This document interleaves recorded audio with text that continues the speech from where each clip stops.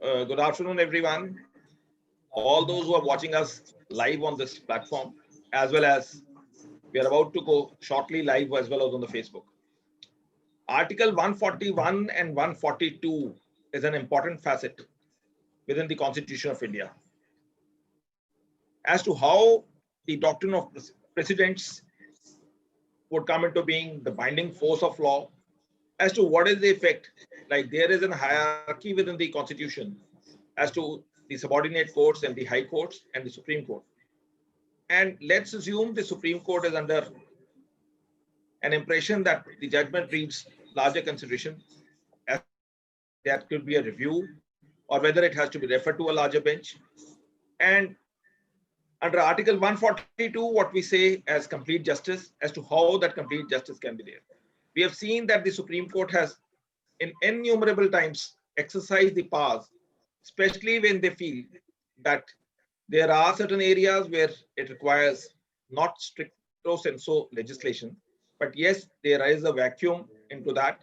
The classic judgment of state of Rajasthan versus Vishakha is an example to that effect, wherein the Honorable Supreme Court issued directions. Those directions were ultimately, eventually culminated into a law, which has showed us the guidelines and the way forward.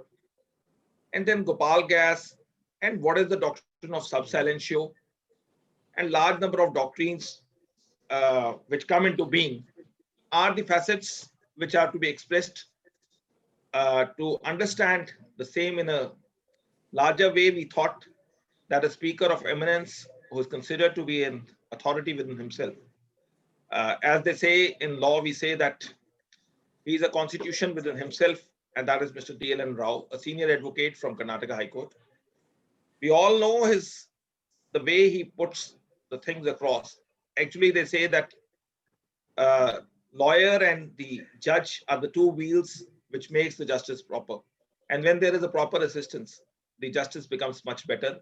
And that is why they say that good, insightful sessions from anyone, not only during the court proceedings, but subsequently thereafter, even on webinars and seminars are well received, which become the wheels within wheels to become better, to understand the things in a better way and better perspective. Without taking much time, and I will not come between a good speaker and the audience, I would request Mr. DLN Rao, senior advocate from Karnataka High Court, who has been kind enough to accede to our humble request to share his deep insight knowledge, what we can say, beyond Karnataka also, because otherwise we were always reading through judgments. His knowledge sharing in the right way, I can say the lawyer, once he shares the knowledge, which becomes the part of the judgment, is also, I would say, another flip to become the part of the judgment and knowledge sharing. Over to you, sir. Thank you for accepting our request. Thank you, Mr. Vikas, and I take this opportunity to thank you and your team for providing me an opportunity to share my thoughts. More than that, to learn something from the audience. Learning is a habit which will be there till the end of one's life. So nobody can say that he has learned everything. That means he has learned nothing. The topic for today is Article 141 and 142, as Mr. Vikas has explained. I'll first deal with Article 141 of the Constitution, then go to 142. When the Constituent Assembly debated on the draft Constitution, Article 141 was numbered as 117, and Sri Kamath moved an amendment to the said article called 1945. The main reason is article read that the law declared by the Supreme Court shall be binding on all courts within the territory of India. His main concern was, it says all the courts, but the words all the courts, does it include Supreme Court? His reasoning is that if it includes Supreme Court, then there is stagnation. We are hit by the static situation of law declared by the Supreme Court, and we are at the mercy of Parliament or the legislature to amend, to correct. If the words all other courts are included, it makes it very clear was his contention in the Constituent Assembly. He said, by saying that you exclude the Supreme Court specifically from this rigor of Article 141, so that there is scope for improvement, there is scope for correction of mistakes, there is scope to march ahead in terms of the needs of the society, as well as to develop the law as required at different points of time. That does not mean that the Supreme Court is not bound by the law of precedent. Yes, every bench is bound by the judgment of a larger bench, but they have the facility of making a request if they differ to the Honorable Chief Justice to refer it to a larger bench which is not available in the high courts. When such a contention was put forth by Shri Kamath, Mr. Dr. Ambedkar convinced him to say that that word is superfluous, it is not required. It is very obvious that Supreme Court is not bound by the declaration of law under Article 141. To understand Article 141, we have to look at two important aspects. One is the declaration of law, and the other one is the binding nature of such a declaration. What is the meaning of declaration of law? Declaration of law means when a pronouncement of the Supreme Court comes out, it decides several issues or points for determination. And whatever is stated after considering and giving reasons in respect of certain issues or points for determination, that becomes the law, and that has the binding effect, and that is the declaration of law. That is how Article 141 must be understood. Now, coming to the next point on this, there are two exceptions as stated. One is per incuriam, the other one is doctrine of sub silentio. I'll come to these two aspects at a little later stage. When I spoke to my friends on a webinar in Karnataka on Article 141 and a little bit of 142, I was asked a simple question as to what is the main difference between the two articles. I just could think and reply in one sentence. 141 says, do as I tell you. 142 says, don't do as I do. That is the essence of 141 and 142. There are several principles which govern this Article 141. I would call it as notable principles. A decision is an authority for what it decides and not what logically follows. The apex court in the case of Madhavrao Scindia versus Union of India has categorically stated, quote, it would not be right to regard a word, a clause or a sentence occurring in a judgment of this court divorced from its context as containing a full exposition of the law on the question. So what is relevant here is the point that arises for consideration, and a decision on that with a well-reasoned order is the one which binds as a precedent. That becomes the declaration of law. Now, coming to the other principle that I have decided to share my thoughts with you is the question that is decided should arise for consideration in a given case, and after that is considered at length, and when reasons are given, and such a judgment will become precedent in subsequent cases which come before high courts, even also before the Supreme Court in certain cases. Now, the important aspect here which can be seen is in ADM Jabalpur's case. My Lord Justice Bhagavati, while considering two earlier judgments on the point, which say that what is decided and not what is observed or what logically follows become precedent, distinguished the case of Makhan Singh versus State of Punjab, and then came to the conclusion that they do not become precedent as the question was not directly involved.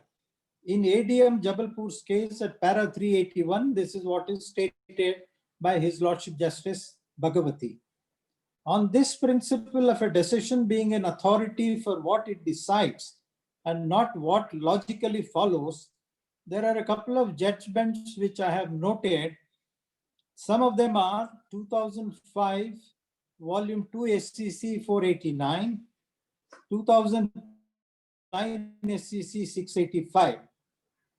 The other principle which come under this particular aspect of precedent and declaration of law, it is stated that it's not fair to read a sentence from the judgment of a Supreme Court divorced from the context in which it is rendered, treating the said sentence as a complete declaration of law on the point.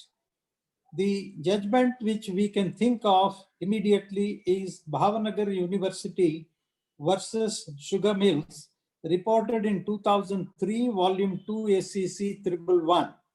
Same thing is to the effect, same effect is JK Industries case in 1996, Volume 6, SCC 665.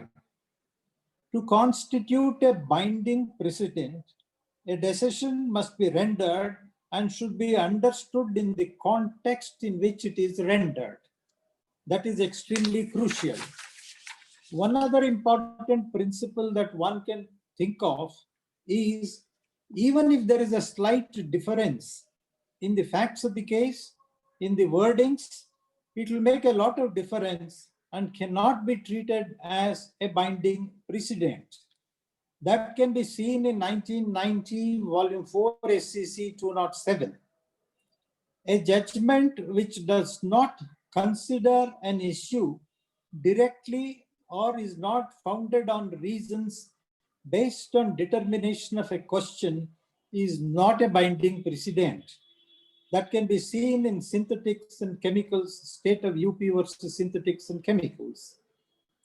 A binding precedent cannot be overlooked merely because an earlier judgment is not specifically overruled in a subsequent decision which lays down the law, and earlier judgment should be understood as overruled by necessary implication. The principle behind this is, if there is a judgment of a bench of a smaller strength, subsequently the same issue comes before a bench of a larger bench, without specifically overruling the earlier judgment, and if the larger bench gives a judgment, declares the law, then the earlier judgment stands overruled by necessary implication.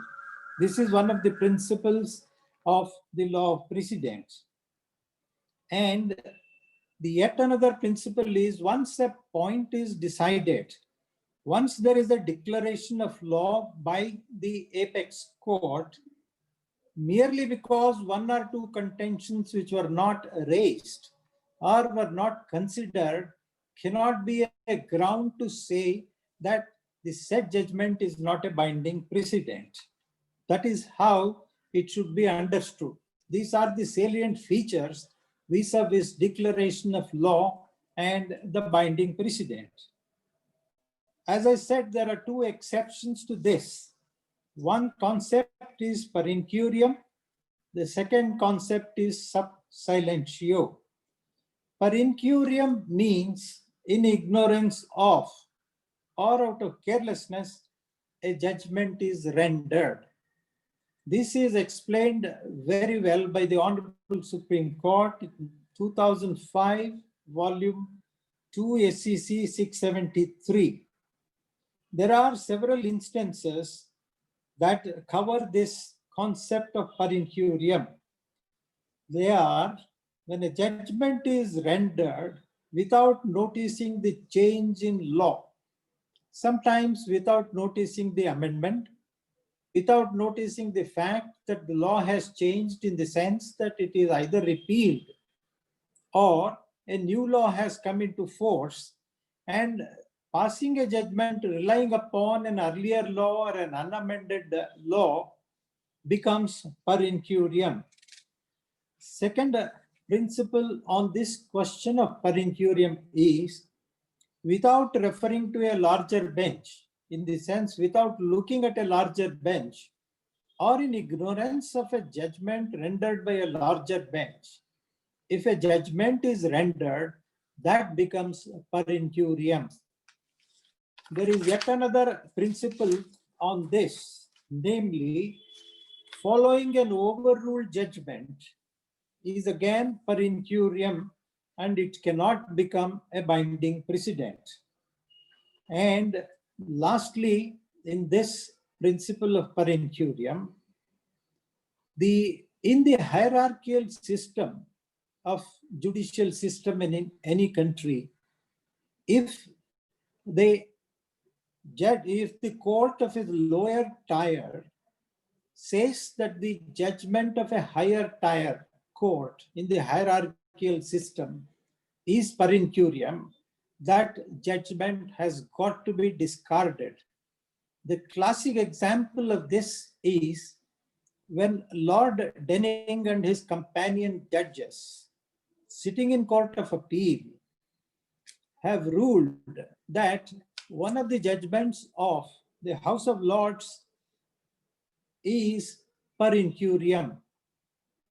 When this matter went up in appeal to the House of Lords, the House of Lords have come down heavily on Lord Denning, and they had a few things to say.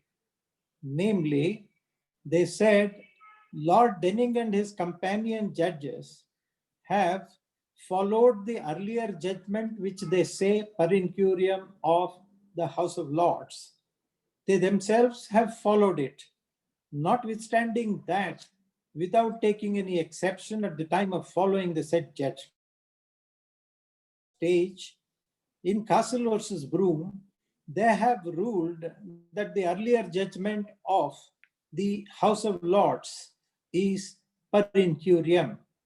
And the House of Lords went to the extent of saying that we hope and pray that we do not get an opportunity in future to remind the Lords that such a thing is impermissible, and virtually they say that it amounts to judicial indiscipline. There is a classic case of A.R. Anthule. In that, Justice M.N. Venkatachalaya has categorically said, if a judgment is declared as per incurium, it only says the judgment which is declared as per incurium is denuded of its value, or it is denuded to say that it does not amount to any declaration of law, much less can it be a binding precedent.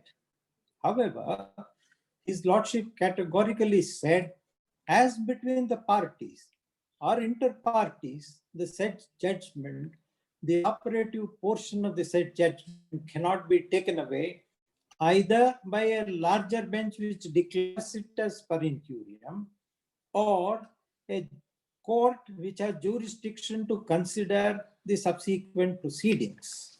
It becomes a binding nature between the two parties, that is inter parties. There is yet another important judgment which I would refer to is the judgment of the Honorable Supreme Court in Kiram Industries case. This is a classic case where a bench of 5 learned judges with 1 learned judge dissenting have held that a larger bench of 7 judges who gave a judgment in India Cements case reported in 1990, AIR 1990 Supreme Court page 85. In the said judgment, the 7 learned judges have held that royalty is nothing but tax in a mining law. Whereas in Kesoram's case, 4 out of 5 judges have held that there appears to be a typographical error in the judgment, and if the judgment were to be corrected in the manner which they said has got to be corrected, then what happened was the very effect of the larger bench judgment itself is taken away. If I am permitted to say so, a bench strength of 5 judges, 4:1, have virtually said a judgment of a larger bench of 7 learned judges is not the correct law. When this question came up from various states, various high courts from various states, the matter came up in Steel Authority of India, where 3 learned judges, having noticed this, made a request to the Honorable Chief Justice to constitute a larger bench to determine several questions which arose for consideration, having regard to the fact that Kesoram has literally overruled India Cement's case. Then the Honorable Chief Justice has constituted a bench of 9 judges. It was listed for hearing some time back, but it's gone out of the list. Maybe when a 9-judge bench is constituted, the matter would be taken up. Then what happens in a situation like that? What is the law that has got to be looked into, and what is the law that is a binding precedent as far as high courts are concerned? If there are 2 judgments of the Honorable Supreme Court giving 2 different opinions, one not noticing the other, if it is a case of co-equal bench, the apex court has ruled that a subsequent judgment will be a binding precedent. Having said so, they have also said if there is difficulty in trying to understand as to which one should be followed, then they have said the one which is closest to the facts of the case in a given case and the exposition of law on such facts having regard to the statutory provisions must be followed. But then, if a second bench of a lesser strength has looked into a larger bench and then explained it away, then the High Court has no choice but to follow the subsequent judgment, however wrong it may be, because the subsequent bench has looked into the earlier judgment of a larger bench, and having explained that, High Court cannot go back and say, I would follow the larger bench. That may be incorrect. As far as High Courts are concerned, the value of precedent is the subsequent judgment, as I said, however wrong it may be. The other alternative could be they can await the decision of a larger bench which is constituted to look into the various questions which arise for consideration. While considering some of these principles, the Chief Justice of the United States in one of the judgments has very, very succinctly put what is the law of precedent, what is the binding nature, and I would rather request that permit me to quote the same thing instead of explaining it in my own words. This is what the Chief Justice of the United States has said, quote, "It is a jolt to the legal system when you overrule a precedent. Precedent plays an important role in promoting stability and even-handedness. Doctrine of precedents and stare decisis are the core values of our legal system. The ratio is the basic essence of a judgment, and same must be understood by analyzing the facts of the case." And the learned judge further went on to say, the doctrine of binding precedent is of utmost importance in the administration of our judicial system. It promotes certainty and consistency in judicial decisions. Judicial consistency promotes confidence in the system, and therefore there is this for consistency in the enunciation of legal principles in the decision of this court. Now, I would like to deal with yet another point where the Honorable Supreme Court, when faced with a situation of a co-equal bench judgment, have resorted to a principle of trying to differentiate or distinguish the earlier judgment and lay down a law which may run contrary to the earlier judgment. They have stated that they will distinguish the principle laid down, and they are on a thin line to say that the facts are slightly different. The classic case, two cases of the Honorable Supreme Court which come to my mind is one, Bansiram Modi versus State of Bihar, reported in 1985 Supreme Court 814. That was a case of a grant of a mining lease prior to coming into force of the Forest Conservation Act of 1980, which categorically said that for diversion of forest land for non-forest purposes, approval of the central government under Section 2 of the said act is mandatory. Without a prior approval, no forest land can be diverted. But if in a given case, the lease or the license or a mineral concession is granted prior to coming into force of the Forest Conservation Act, the lessee is entitled to carry on mining operations beyond 1980, that is, till the subsistence of its lease. But in this case of Bansiram Modi, he discovered another kind of a mineral in the same area. He was granted the lease for quartz and he discovered feldspar available in the same area.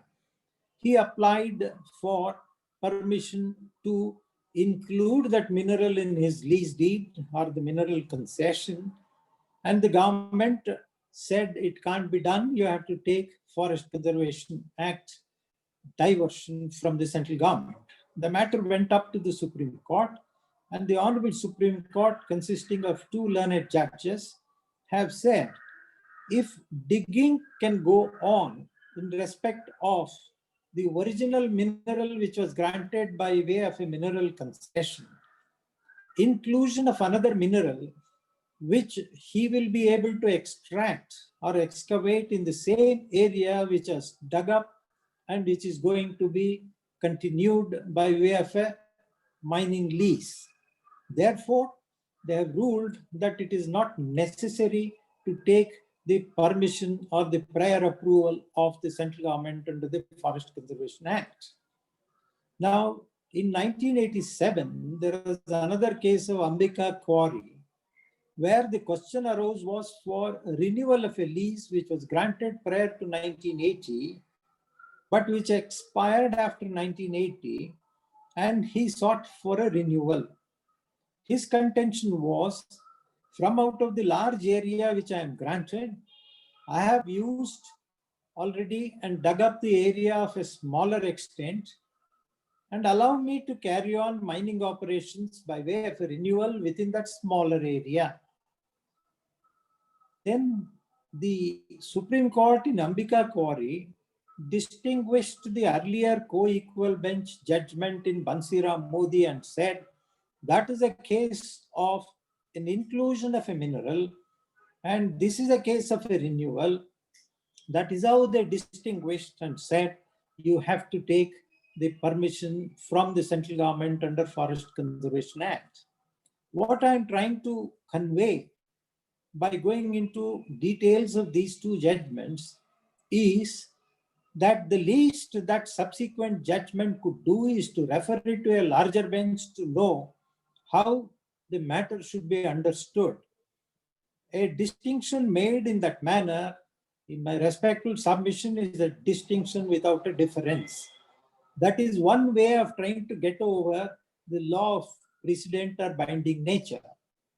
Even the co-equal benches cannot say that the earlier judgment is not binding on us, nor can they say the earlier judgment is per incuriam, unless there is a larger bench judgment which categorically says that the position in law is different from what is laid down in the earlier judgment. And the three exceptions I mentioned earlier. Otherwise, they have no choice and they ought to only refer it to a larger bench. Nevertheless, the judgment which was rendered by the apex court in Ambika Wari's case has become the law of the land now, which is approved thereafter in several other cases, having regard to the situation of forest and the environment situation in the country. Anyway, that is for good of the nation itself, I should say. Now, there is yet another judgment which I would like to refer to while considering this aspect of the matter. That is in the case of a judgment rendered by a division bench of the Allahabad High Court, which went to a full bench on a reference because another division bench of the same High Court felt that the judgment may not be correct, and they made a request and referred it to a full bench of the same court. The full bench of Allahabad High Court has laid down the law after looking into various provisions. But one small mistake that they committed was that there were two earlier judgments of the Supreme Court which had incidentally touched upon the issues which the full bench had elaborately considered, but they did not look into those judgments, nor anyone brought to the notice of the full bench of the Allahabad High Court. That thereafter, another division bench having noticed the full bench judgment as well as the two judgments of the apex court which had incidentally said something about the principle involved in that case, and taking that to be a precedent, they said that we do not wish to follow the full bench, but we would follow the apex court judgment. When the division bench judgment of the Allahabad High Court, which did not follow its own full bench judgment, went up to the Supreme Court by way of an appeal, the Honorable Supreme Court again came down heavily on the division bench and said, if there is a detailed examination of the facts and the provisions of law and the state enactment, and a full bench has laid down what is the principle that should be looked into and what is the declaration of law, instead of following that, or at least making a request and refer it to a full bench once again, having regard to the two judgments of the apex court, they went on de novo considering the issues involved afresh. That they said is incorrect, that they shouldn't have done it, and they set aside and sent it back to the division bench of the Allahabad High Court and to examine these aspects and the observations made by the apex court in the said judgment. This is what the Supreme Court said in that Agarwal's case, which is reported in 1975, 5 ACC, page 1. I quote, "We are dismayed that the division bench, hearing the said writ petitions, should have proposed to examine the issues notwithstanding the aforementioned pronouncement of full bench judgment. If the judgments in Employees Welfare Association and HC Puttaswamy were cited and respondents submitted that the full bench judgments were erroneous, by reason thereof, the proper course for the division bench was to follow if it found any merit in the submissions or refer to full bench. Judicial discipline requires that a division bench should not examine de novo an issue that is concluded by the decision of a full bench of the same High Court. This is how they have categorically stated and said you go back and reconsider the matter. So these are all certain principles vis-a-vis, the principle of per incurium, etc. Now coming to sub silentio, this doctrine is evolved over a period of 2 to 3 decades. What this principle says is, if a judgment is rendered by a court without looking at the points which arise for consideration or the issues which arise for determination, and without anyone addressing on those issues, if the court were to give a judgment, then that is hit by the doctrine of sub silentio. The classic case is of Bhavnagar University, that is 2003, volume 2, SCC, page 111. They have said the observations on a point not arising for consideration, not debated, is not a precedent.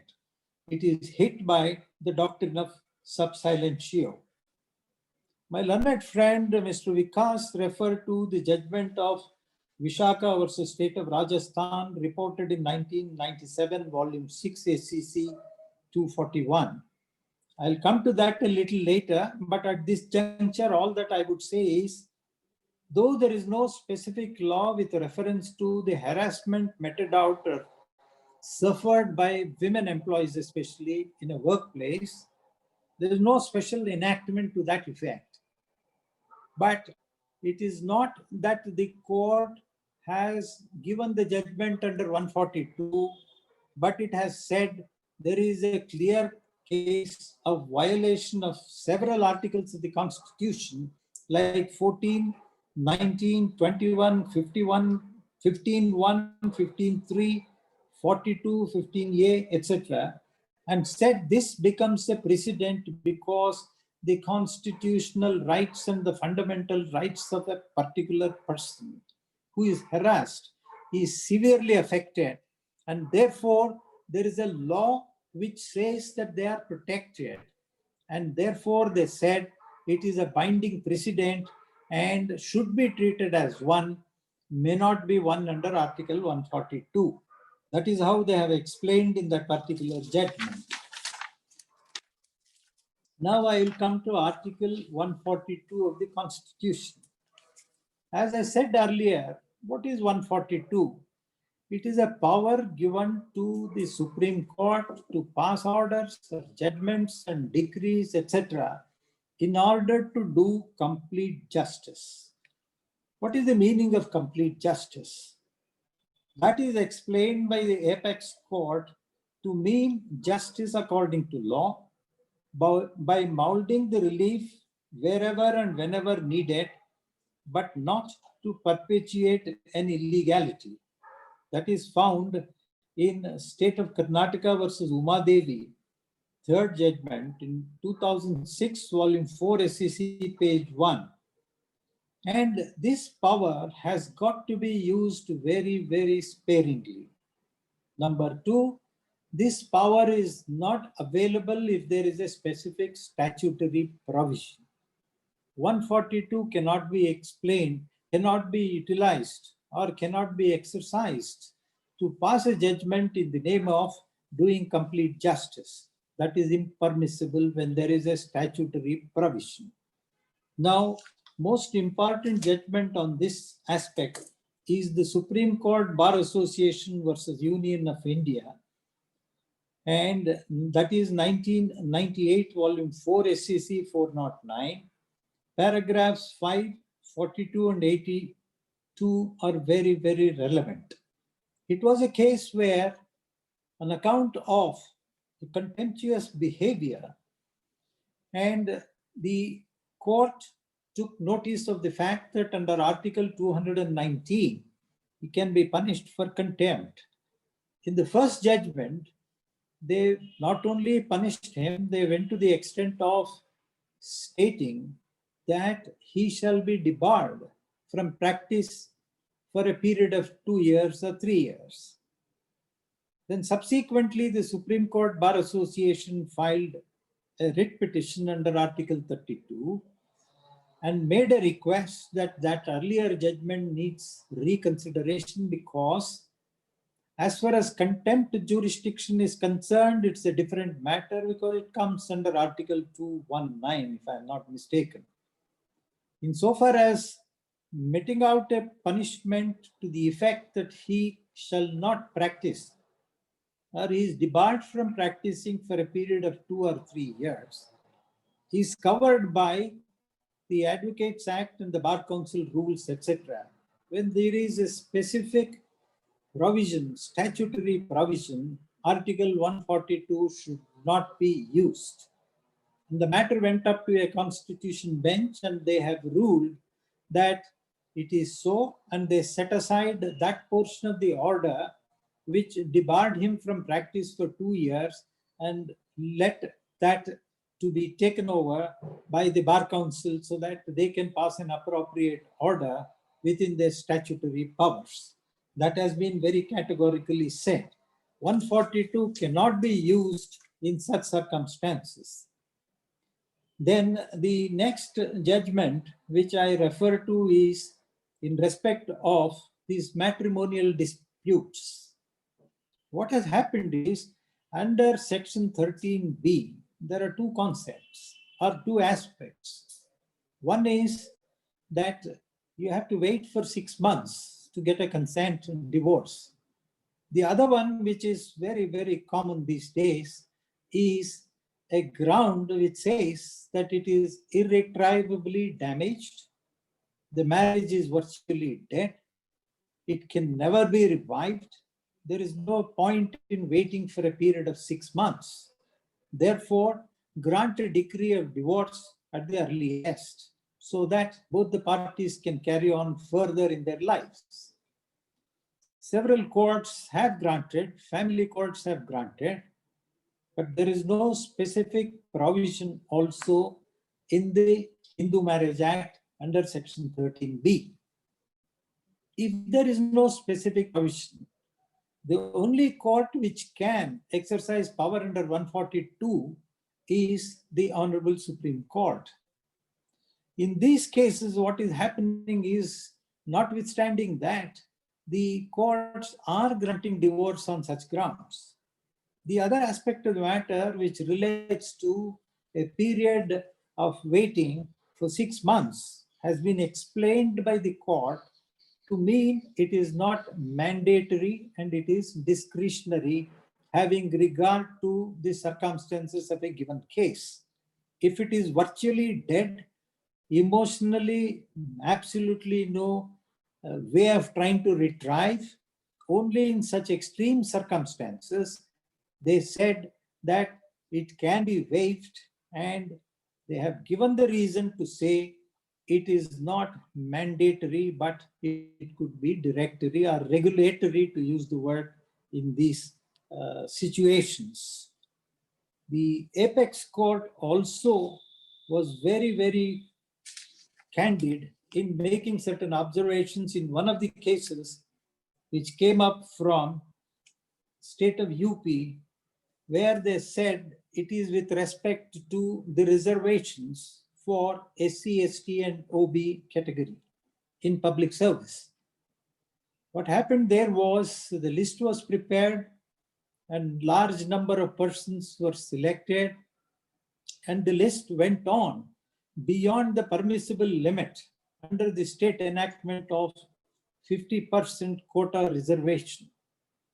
Then contentions were raised by the concerned, saying that please allow us to get into the service. Anyway, the list is made, we are qualified, but perhaps under the merit list we are down below, but nevertheless we are qualified. So they made a request and an appeal to the Honorable Supreme Court. They said, kindly exercise your power under 142 and then grant us relief so that we will also have the appointments in the state public service. The Supreme Court said no. When there is a statutory provision, when there is a reservation, according to which you cannot exceed 50%, if we allow these 900 and odd cases, candidates to be selected and appointed, we will be violating the state enactment. When there is a statutory enactment to that effect, it cannot be violated. Following the earlier judgment of Supreme Court Bar Association, they have said it is impermissible, therefore we cannot exercise our power. This is sum and substance of what I have studied.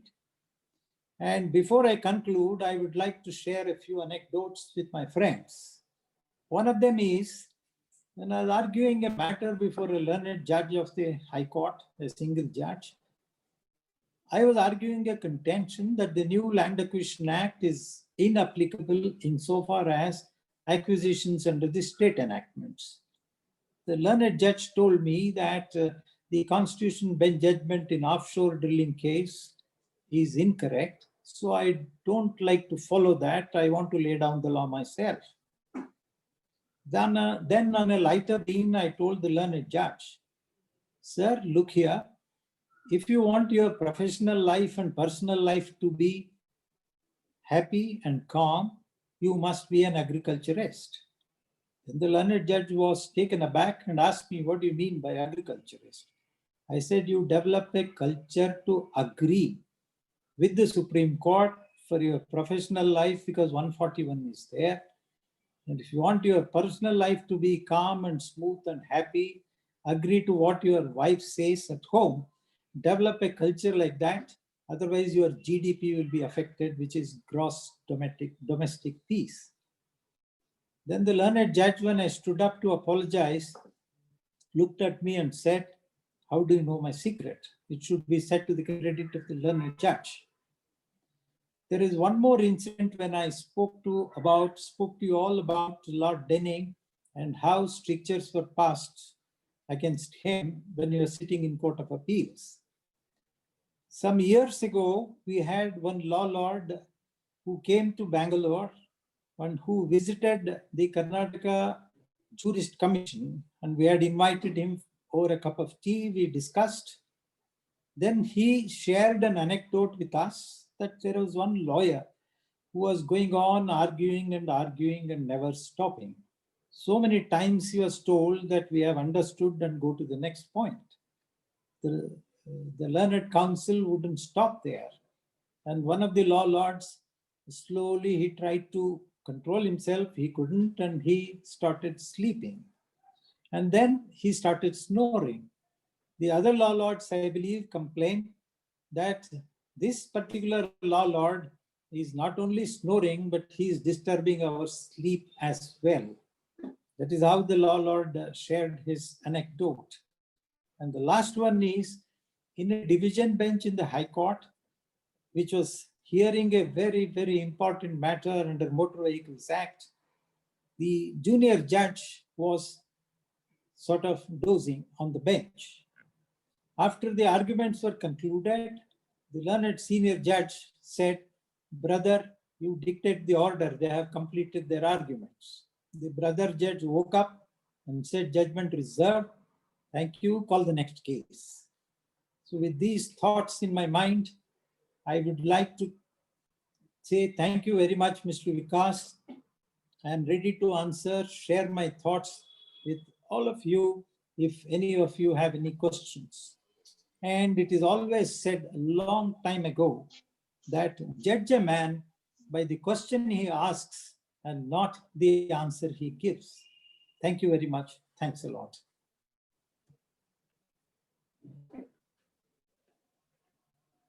So the last point raised by you is the most difficult one, because the participants will now think as to whether they should ask the question or not, because they will say that they would be judged by like that.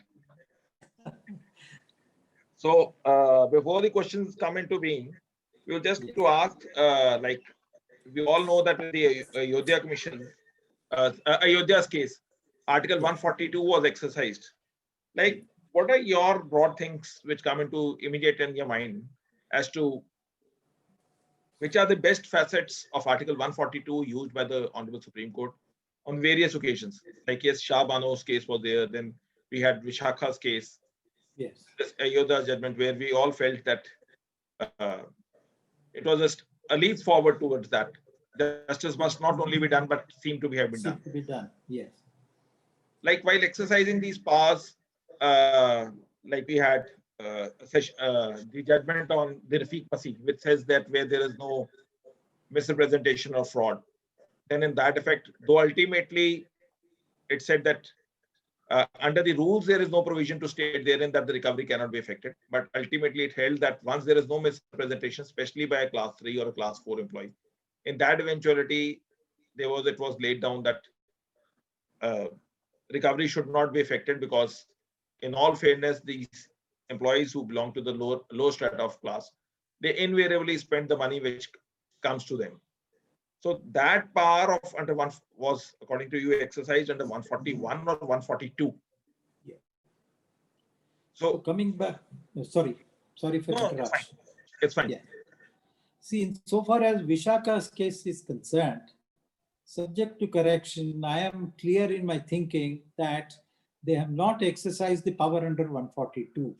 They have brought it under the fundamental rights, as I said, under 14, 15, and then 19, etc., and have categorically said this shall be treated as a precedent because the constitutional rights were affected.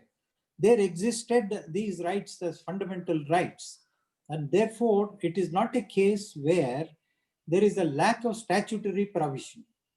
No doubt there is no specific enactment either of the state or the parliament insofar as harassment at workplace, but they have brought it under these constitutional provisions, and therefore I would respectfully submit that that is the case of 141, more of 141 rather than 142.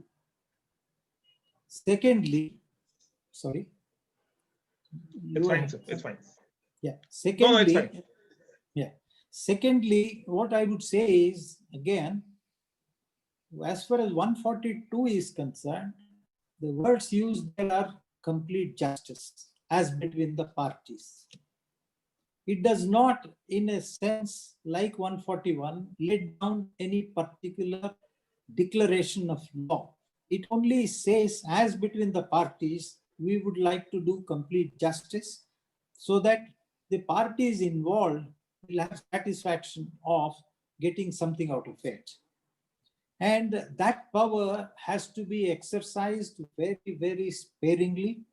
And that power has to be exercised in the absence of a statutory provision, either subordinate legislation or plenary legislation. Only exceptional cases, perhaps if you look at and do research, you may find one or two where even in the absence, they do, even when there is a statutory provision available, they interpret in such a way that they bring it under this 142 and then give by doing complete justice. That is case-to-case basis is the foundation of Article 142, unlike 141, which lays down the law for the country. So only one question has come. I would take that question. Yes. I will take a step forward for the common audience. Why, since there are students also, why you said that there is a plenary jurisdiction and subordinate legislation. Could we explain the subtle difference between the two for a common man who's watching us live on this platform? Plenary or primary legislation is an enactment, be it of the state legislature. That's the act. Like Essential Commodities Act, Land Acquisition Act, these are all legislation. Subordinate legislation is one where under the enactment, the power is given to a rule-making authority. And that power is by a rule-making authority and he formulates the rules. And that is a subordinate legislation. Sometimes the regulations, power to make regulations are there. You make regulations. Power to issue orders, like under Essential Commodities Act, Food Control Order, Sugar Control Order, they come under that. Based directly passed by the other one is power exercised in by the authority to make legislations. But if legislation says that part of the act, if the power is there in the enactment and the enactment itself says any rule made shall become a part and parcel of the act itself, like the Forest Act in Sanjeevaya's case in 1967 Supreme Court, there was a restriction of movement of vehicles in the forest area. 6 a.m. to 6 p.m. they had to pay some fees. 6 p.m. to 10 p.m. they had to pay additional fees. They had made two such rules. And this was questioned on the ground of Article 301 violation. And also they questioned it on the ground of discrimination, etc. But the Act categorically said when a rule is made, it becomes part of an enactment.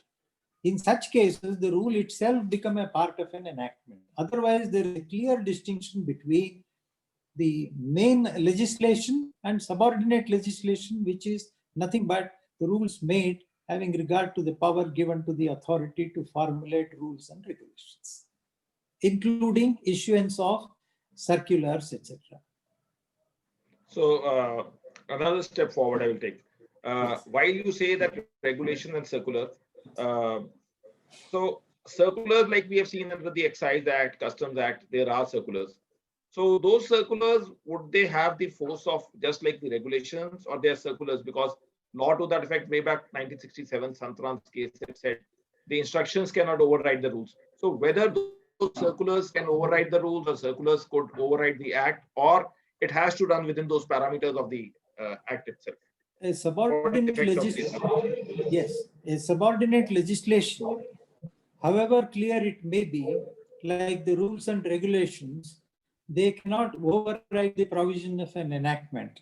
If there is a conflict between a rule and a regulation on one side and the enactment or a provision in law, in the act, then the provision in the act always has an overriding effect over the rules and regulations. Insofar as circulars are concerned, like if you take Income Tax Act, I am not very familiar, that the board issues circulars and notifications. They have a binding effect. They can be enforced. That is how the distinction is there, and the act will always supersede the regulations and the rules if there is a conflict between the two. Yes. Like under Article 226, we all know that one of the last prayers we normally make is any other writ, order, or direction which this honorable court deems fit under the facts and circumstances of the case. And yes, those, some directions are issued. So those directions which are issued under those jurisdiction, whether it would fall under the plenary jurisdiction or something akin to Article 142. No, it can't be under 142 because there is no power. No, I'm not saying. For a moment, that is only before the Supreme Court. I'm saying akin, right, and that's why I'm saying. Yeah, you use the word akin. No, it can't be also, because any other writ or order is normally a prayer made. Only, see, sometimes you will not make all the prayers.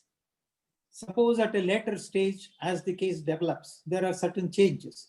So at that time, any writ is nothing but the power of the court to interfere in administrative actions, a judicial review of administration actions.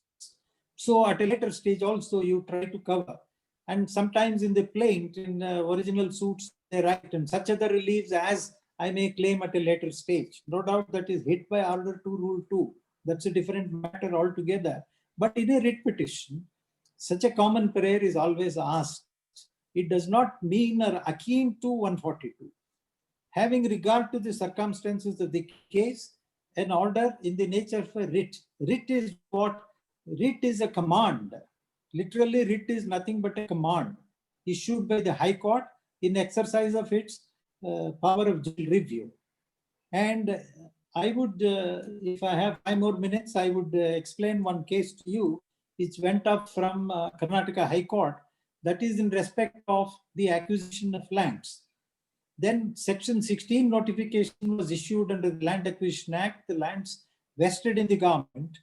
Once such a thing has happened, Section 48 denotification is impermissible in law.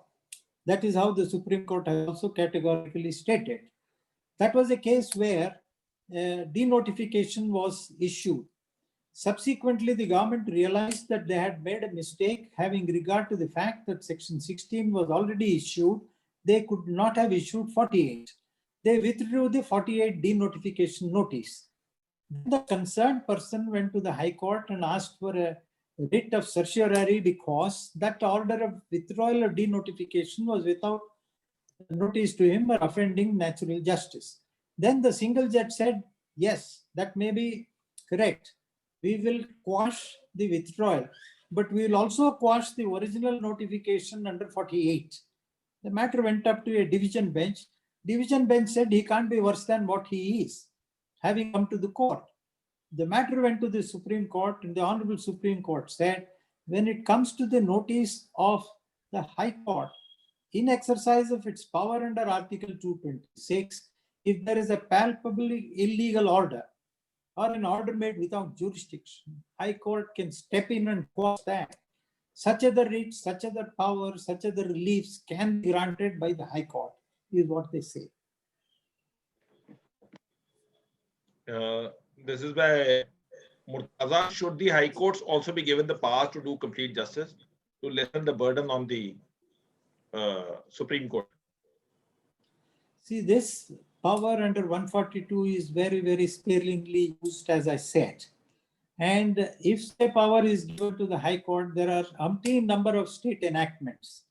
Then I would personally feel that it should not be given to, because it is virtually a centralized power in the Supreme Court alone, in order to see that they lay down, and keeping in mind the development that is required in law, and at the same time the national interest, etc. Insofar as writ jurisdictions are concerned, it is very clear that they have only a limited vis-a-vis 142 is concerned. In my opinion, it should not be given to the High Courts. This is by Rohit Mansukani. NCRDC Non-Judicial Division Bench has taken a written statement in contravention of the larger 3-bench judgment of Supreme Court. The matter proceeded and even rejoinder filed, but 5 judges bench of Supreme Court reiterates the law that written statement has to be filed after 45 days. Yes. Just hold on. Yes, in the case of written statements. The timeline for review has lapsed and the non-judicial bench is not reviewing the maximo motu. In this case, what happens when the law has been declared but law has proceeded in contravention of law initially and subsequent, can this amount to contempt? It may not amount to contempt as such. It's a clear case of violation. You'll have to get it annulled by going to the higher court. Yeah, you can't perhaps, yes. No doubt every judge is an officer of the court, like an advocate who appears in the court. But if a judgment of a court on that scale is reversed by a higher court, saying that you have not noticed the correct provision of law, you have not noticed an earlier judgment of the court, then they'll be flooded with, the courts will be flooded with contempt matters rather than main matters to go on with.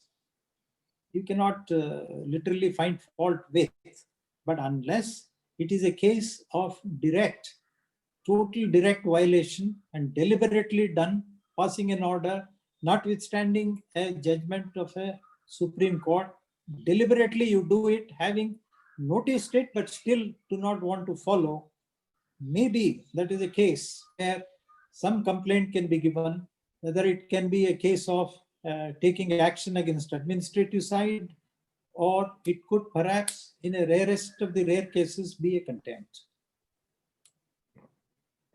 According to me, I can just share 2 views on that. Yes. Subject to corrections once you are there. Since Yes. we are advocates, so we are only assisting counsel. You are the senior counsel. Sure. No, I also stand corrected. In that case, what he's trying to say, according to me, it would be that the provision of good faith would come into being in the judicial order, number 1, and number 2, once the party has acquiesced with that by filing rejoinder, so he has already submitted to the jurisdiction. And be that as it may, the law is also right from 1961 Supreme Court. In Sonabai's case, State of Bihar versus Sonabai, it categorically said inter se a decision would be binding irrespective of the legal position, so that all things the party has brought to this, just like a res judicata or a constructive res judicata. That's personal my take. Yes, I mentioned to you about Antiule's case in Justice M. Venkatachalaya's judgment or observations, where he said, even if the judgment is per incuriam, inter partes it is binding, and the operative portion of the order is binding on the parties, is what Justice Venkatachalaya has said in Antiule's case. And secondly, if you look at 1954 Supreme Court 340 or so, there they said if an order is void, if an order is void, it can be ignored and it can be, taken as a defense at any stage, including the stage of execution, and that also in respect of administrative orders, not only that of judicial orders. Unlike in arbitration matters, yes. Sorry, yes, unlike in arbitration matters where you submit to the jurisdiction of the arbitrator, if the contract between the parties says there must be 3 arbitrators, and if only 2 of them are there and you submit to the jurisdiction of the arbitrator, after an award is made, you can't go under 34 and say the constitution of the tribunal is bad. That is something like what you said, having acquiesced in that. Yes. That's what I'm saying. The law to that effect is that if you are acquiescing to that inter se, it will be always binding. Yeah. Otherwise, all litigation, it is akin to constructive res judicata, what Nawab Hussain said, 1978, 77 Supreme Court, 280, yes, to the effect that inter se, constructive res judicata, this plea could have been taken but not taken. You cannot say that the court was vested with the power. We had a judge saying that the judgments are basically what assistance is being given. And let's assume the lawyer doesn't give the right judgment. Then you cannot say that it was a per incuriam judgment. The per incuriam could be for the other's part. True. To see between those 2 parties, that judgment will always binding. Yes, if you look at 1998, if I'm not mistaken, yes, Hope Plantation's case, they speak of issue estoppel, res judicata, constructive res judicata. It's a very, very beautifully written judgment. Use the word deliberately beautifully written. The language is so good. They make it, elaborate study of all these 4 principles: issue estoppel, res judicata, constructive res judicata. It's a very salutary. What was the title of the case? Hope Plantation. Title of the case, so that Hope Plantation, HOPE, Hope Plantation. If I'm not mistaken, the citation is 1998, volume 8 SCC or volume 6 SCC. I can pass it on. Yes. Just look at that. That's true. I just guessed whether this is in question. If Kar Ahmed says, sir, could you give the reference for an execution order being void? 1954 Supreme Court.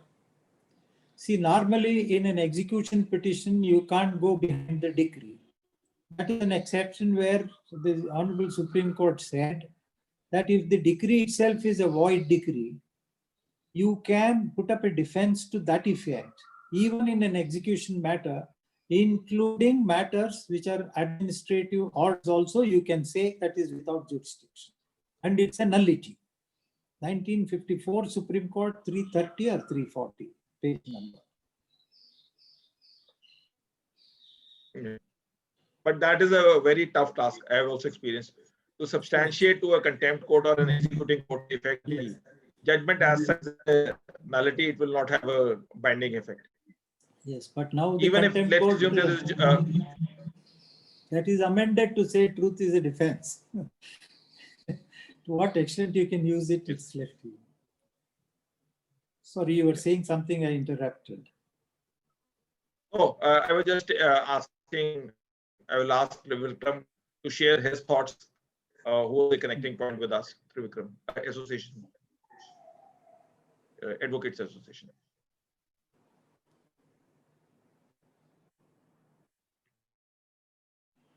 advocates. So meanwhile, when till Trivikram comes in, he's not been. Yes. We're not being able to unmute him. Advocates Association. I can just say that Trivikram, unmute yourself. Yeah, unmuted. Good evening, Mr. Vikas.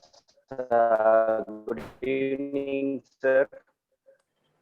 Thank you so much for this wonderful, pleasant opportunity to share my my views. I am before senior. He's like a mammoth, senior. So whatever small. Of course, one thing I would like to share about senior is he's a highly respected senior advocate, both by the judges as well as within the advocates fraternity. And he's one of the most knowledgeable senior advocates we have in Karnataka here. I think we were really blessed to have him on board today. And thank you, sir, for an extremely valuable and academically enriching session. Thank you so much, sir. Grateful to you. Thank you, Mr. Rao. It was always he had shown, he had expressed that you just bring just Mr. DLN Rao, you will be actually enriched by knowledge. And actually what he said, it's all ounce of gold. I can say that whatever you spoke, it was quite a session and an eye opener for a lot of issues, because a young student of law would always have this doctrine of sub silentio, doctrine of precedents, per incurium. These are the new facets.